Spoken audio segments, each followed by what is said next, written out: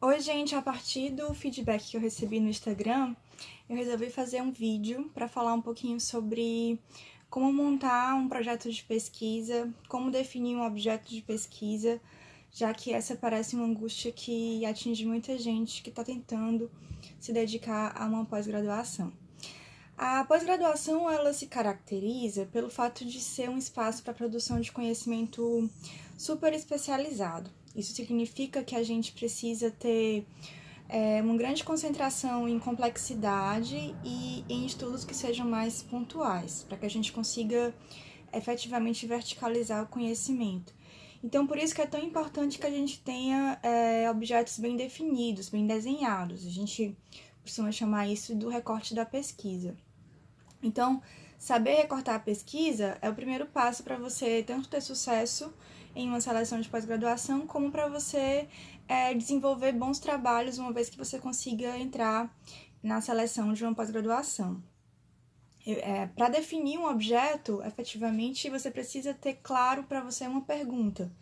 A pergunta que vai ser o seu norte, né? O seu trabalho, ele se dedica, em última análise, a responder uma pergunta, duas perguntas no máximo, né? Então, o seu trabalho vai ser, no fim das contas, um caminho que você vai percorrer argumentativo, onde você vai explorar uma série de referências para conseguir atender a essa pergunta, responder aquilo que você se propôs ao início do trabalho.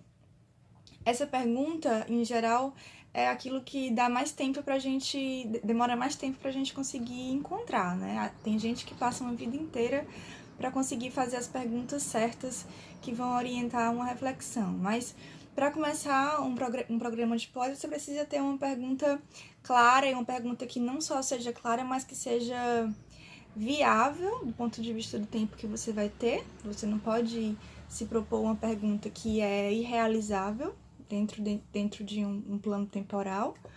E tem que ser uma pergunta que tenha alguma relevância, né? A relevância, ela não é definida em razão do tema, né? O tema, ele pode ser qualquer um. Na verdade, a relevância é definida em razão daquilo que o seu trabalho vai poder contribuir para o esclarecimento, para o aprofundamento, para o desenvolvimento de um debate que tenha algum impacto social, que possa representar algum ganho, algum patrimônio para a sociedade.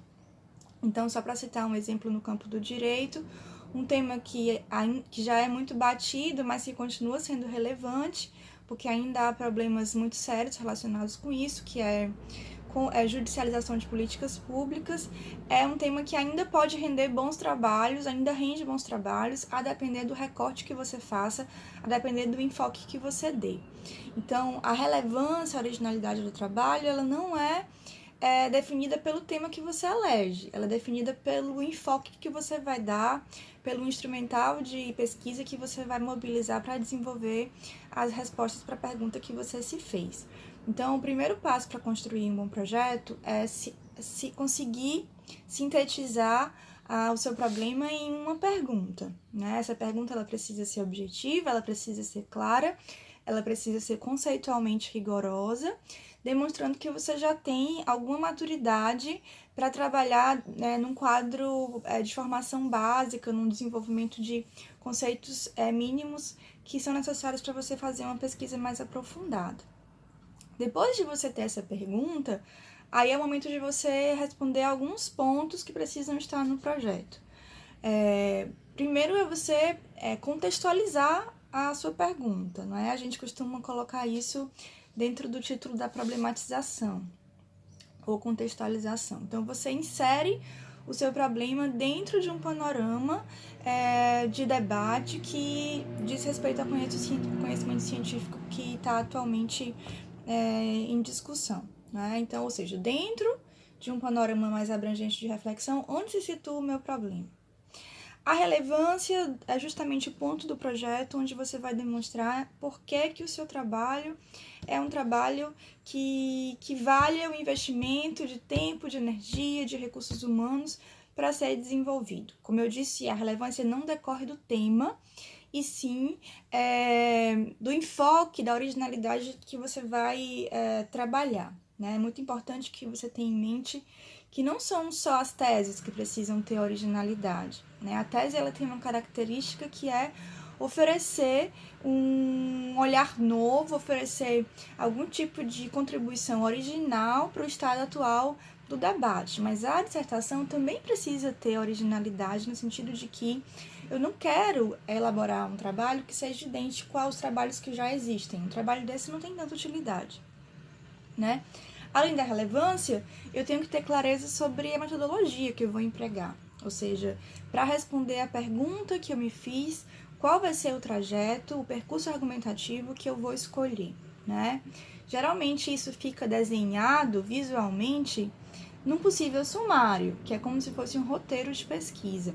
Mas a metodologia vai além disso, né? Ela envolve a escolha de alguns pressupostos, ela envolve o esclarecimento do recorte que você deu dentro do estado de debate atual e ela envolve a explicitação das razões pelas quais você elegeu um referencial teórico específico, né? Em trabalhos teórico-filosóficos isso é muito importante.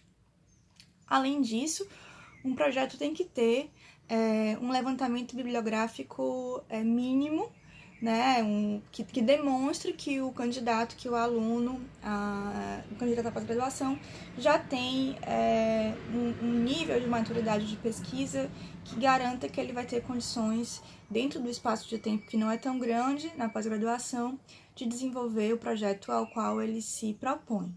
Então, em linhas bem gerais, são algumas dicas, algumas informações que podem ser úteis para você na hora de elaborar um projeto de dissertação ou um projeto de tese. O que, por quê e como são as perguntas que devem orientar você nesse momento. Um beijão!